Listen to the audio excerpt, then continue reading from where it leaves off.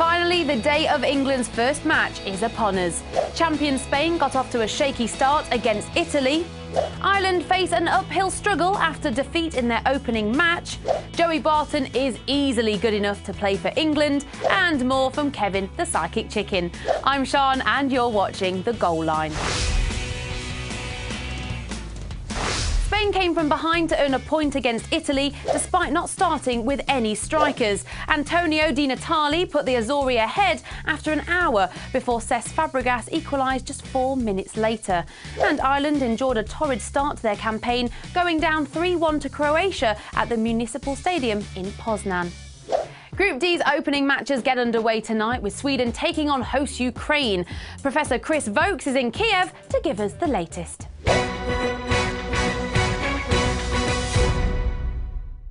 Welcome to the Olympic Stadium in Kiev.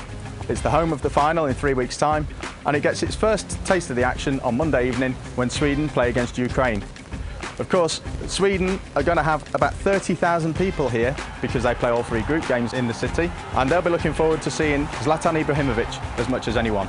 He's won 8 titles on the trot until this year, so he'll be looking to make amends with a good tournament for Sweden. Obviously, they have other star players. Rasmus Elm has been talked about as one of the key players in the summer transfer market, and they've also got the likes of Ola Toivonen and Johan Elmander. Of course, there may be 30,000 Swedes in the city, but there are a whole lot more Ukrainians. This is the moment the whole country has been waiting for. Oleg Blok inside may be the outsiders of Group D, but with the likes of Anatoly Timoshuk, their talisman Andrei Shevchenko, Artem Milevsky and Alexander Aliev, there's every chance that they could progress from this group, and a victory over Sweden in the opening game could well be the perfect starting point for them. In case it had escaped your attention, England take on France this evening. Stand by for Vokes' second instalment. Before heading off to the Olympic Stadium for the clash between Ukraine and Sweden, many of the world's media will be here in the Kiev Media Centre to watch the match between France and England in Donetsk.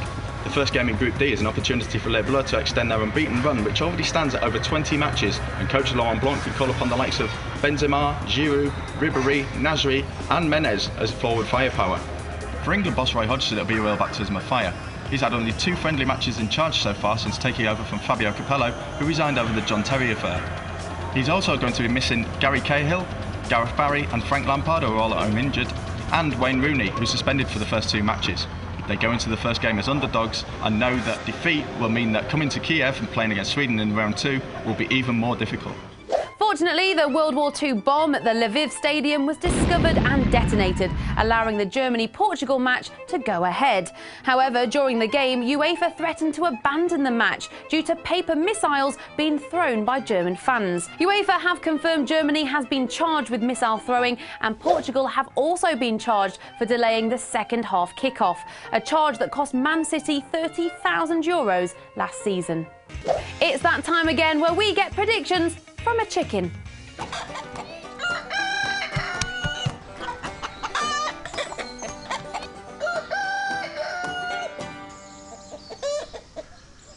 What does Group D hold in store in the eyes of Kev the Psychic Chicken from Kiev? It's a heavyweight clash between France and England, and France are going to see off the old enemies. England unfancied in this tournament and not getting off to a good start. Well, the co-hosts Ukraine are going to go down to Sweden in their opening game. That's not going to go down well with the Ukrainians. Sweden strike an early blow. So it's victories for France and Sweden in the opening round of Group D encounters. Kev's start to the Euros has been worse than Ireland's. Let's hope he's just warming up.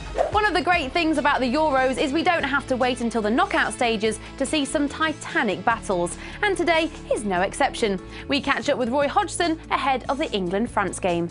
We are facing a team, as you rightly say, that are in excellent form, and 21 matches unbeaten at any level of football, let alone international football, is a fine achievement. But to some extent, having good form or bad form isn't necessarily the factor which is going to be decisive. It's how your team is able to play on the night, how well people can adjust to the circumstances, and the circumstances here in Donetsk will be slightly different.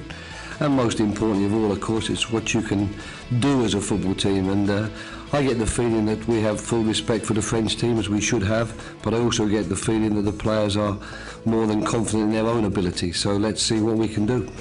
Of all the England England players that Roy overlooked for selection this summer, Joey Barton is not one that springs to mind for most people, apart from Joey himself, that is. Earlier he tweeted, "On ability I walk into the squad, on behaviour I don't. #fact. Very modest, Joey. Thank God it's Roy picking the team and not you. Brace yourselves, it's Pole of the Day.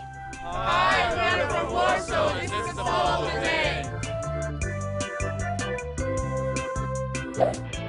Ahead of England's tournament opener, we've polled our readers to see who Roy should start up front against the French.